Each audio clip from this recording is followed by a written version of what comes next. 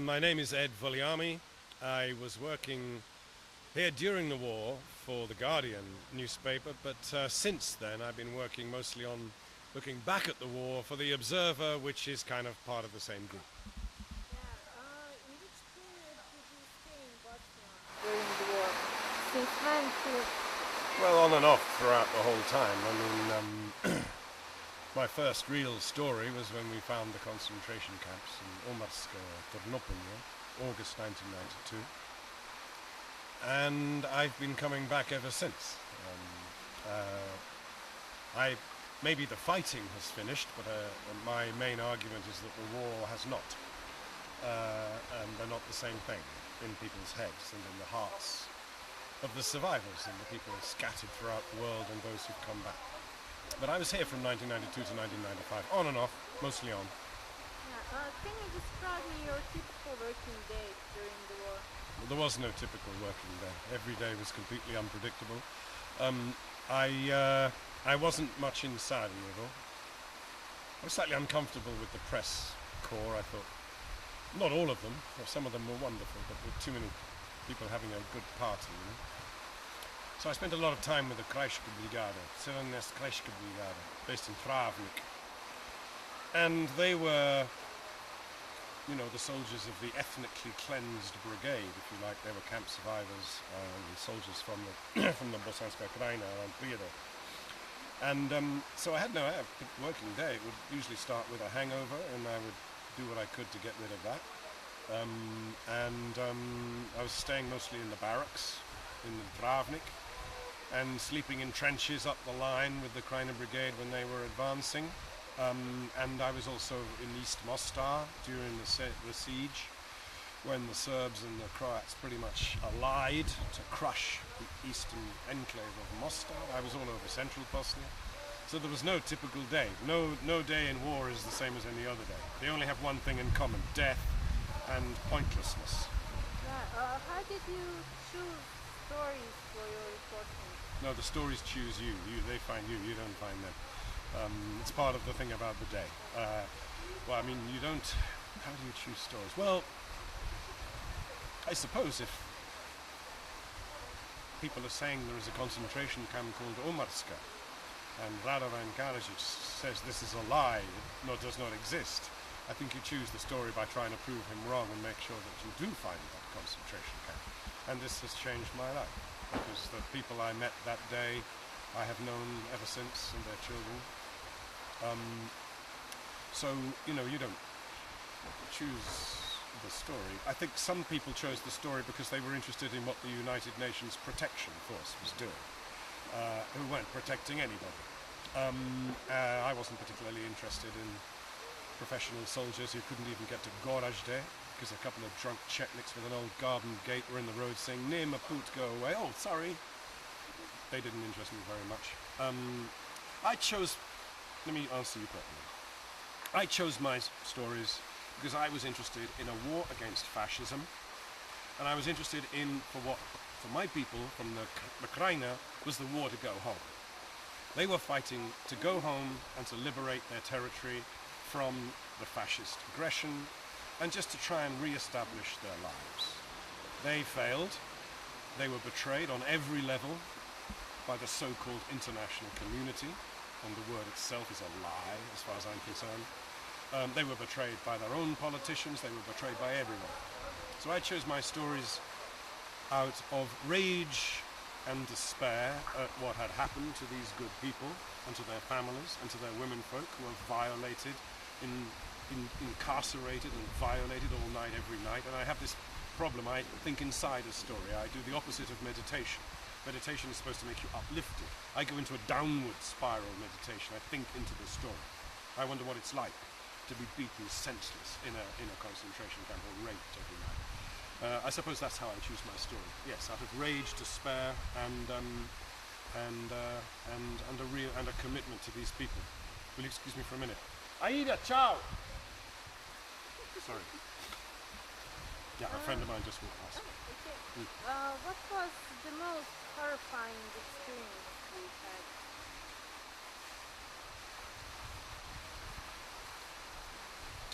the most horrifying experiences were not the horror. I mean, yes, it was terrifying to be ambushed at Ribnica and to have to do a U-turn while the shells and the bullets were coming at me.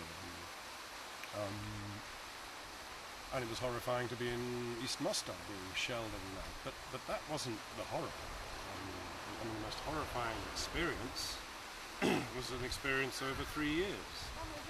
We found concentration camps. It made no difference.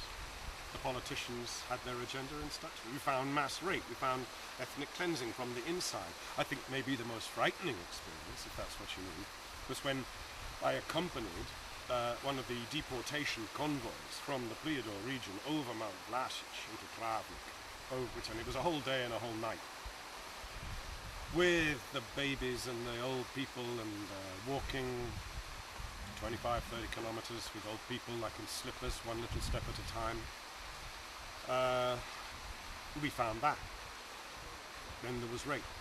Then there was the torture of Sarajevo. So the most horrifying experience was not one single episode.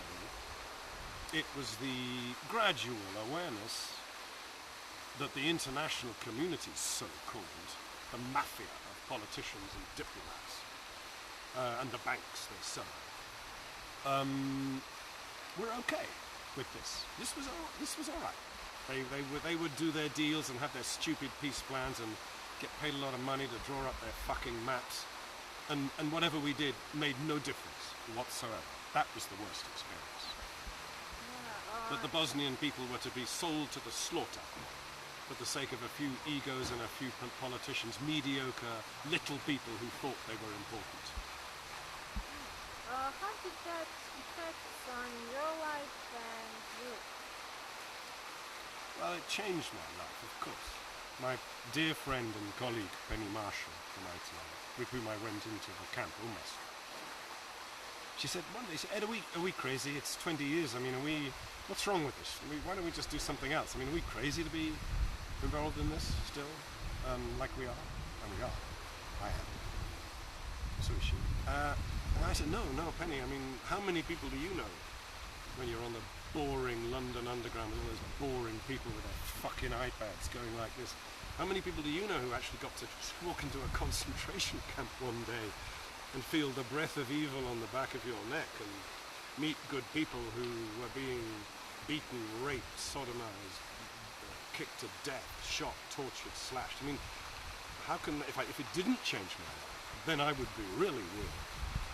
So how has it changed my life? It's changed me. I was born in the 60s. We were supposed to believe that the human race was going somewhere. And we believed that the bullies of history need not triumph. The Third Reich had been defeated by our parents. And we were wrong. It's changed me. I realize now that progress is a lie. That the bullies of history do triumph. That the good people lose, are betrayed. There's a song in a musical my daughter took me to recently called Wicked. Not a very good musical, but it's a very good song called No Good Deed Goes Unpunished. It's the opposite of Christianity, the opposite of progress. So it changed me in that respect, because I believe that this trajectory towards a better world that we all want to think we're on is a lie. But I met people, the survivors of the camps, the bereaved, who have enriched my life more than I have words to say. My dearest wish would be that I'd never met them at all, that they would be left alone to live their lives in rural Yugoslavia in 1990s in Europe. But they won't. So I have met these people, and there is a redemption. I'm not totally depressed, because they are such wonderful people, and the redemption comes from strength of will, laughter, alcohol, family. You Bosnians are amazing people, and the country has, I think, been terminally destroyed now, but Bosnia as a state of mind, as a heart, no. And one of the things that's been so amazing is, I've worked mostly across the diaspora. These people who I think are not only scattered geographically, but scattered in history, because there has been no record like there was after the Holocaust in Germany. There's been no coming to terms with what has happened. The Bosnian victims or survivors of this catastrophe have not been given back the history of what happened to them, like the Jews have, to the credit of the Germans. The Serbs, most of them, not all of them for sure, but most, in Bosnia either deny or justify what happened. It's worse now than it has been, I think. So you know, and in that diaspora, little villages live on. I mean, children come back to Kozarac, meet, fall in love, and then so you have weddings between people living in Missouri and Switzerland, whose parents grew up together. So the villages live on across the world. So we have a strange community. How did you make friendship with other international journalists? Well, that's a very good question. Because the best and the worst of kind were among these people. I made some of the best friends, you know, and I've kept them ever since doing this because of the bond. It's, you know, it's true that you make friendships in extremity. On the other hand, a lot of people that come here to screw the translators and have a very good time, thank you very much. And I didn't make very many friends among them. I didn't make any friends among the journalists who thought they mattered or were particularly important, because I just don't think I'm particularly important. I just do my best. But you know, we used to make friendships really in being able to muster the hollow laugh at it all. And in that sense, I think we were quite like some of the survivors, famous Fikret Alic behind the barbed wire. When I asked him when I was writing my book how he survived, he said, "I survived because I am a man who can laugh." And there were times when, you know, we kind of almost stumbled into the ethnic cleansing of Prozor by the Bosnian Croats. And we followed the Haveo and Hos people all the way back to Tomislavgrad. And we were playing some crazy song by Little Milton called "Hold Hands with One Another, Love Your Sister and Brother." And we were kind of playing this soul music. And we were laughing and dancing in the car park of the Tomislav Hotel, like a bunch of hippies that we are. Well, I still am, they're not. But you know, those people are friends for life. I was lucky because I didn't have a translator. I don't speak the language. And there was a guy called Andrej Gustincic who was you know, working for Reuters in Yugoslav. But he can't see, so he couldn't drive. So we just did a deal. He translated, I drove, and he's my, you know, very, very good friend.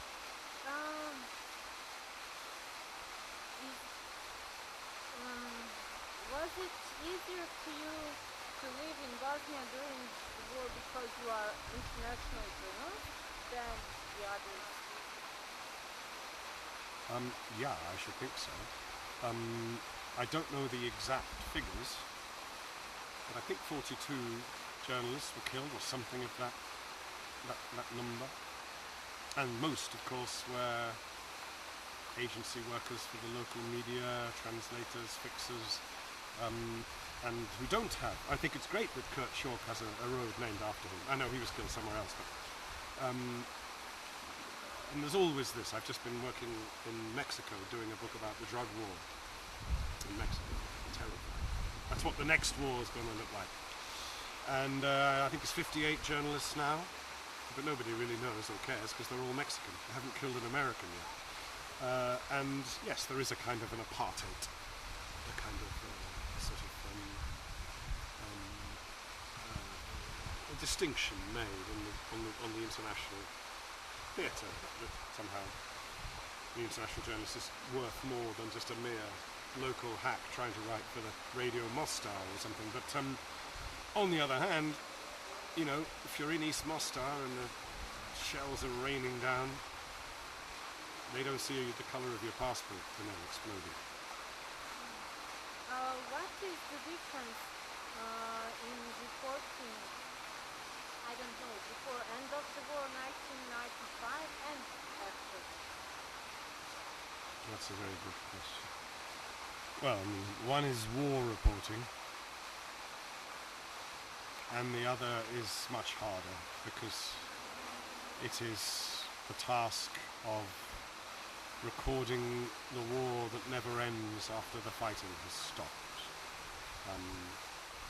It is much harder